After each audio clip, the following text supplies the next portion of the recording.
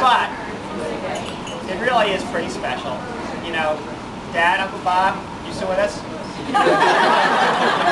He's speaking to me! Oh, wait, Got it? Wait, 1 second. Just one quick aside. My tooth is hurting right here. Listen, I'll do it in Hold the on, kitchen. let me get the earpiece out.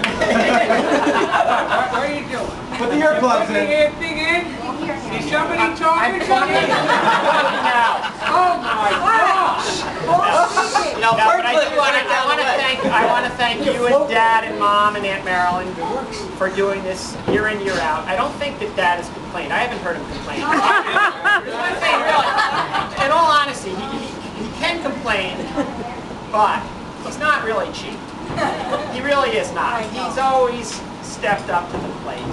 And it's still a heck of a lot of fun. You know, when we had everybody down last weekend at our house. And thanks for the invitation, by the way. I'm the oldest one in the family. Don't worry about me.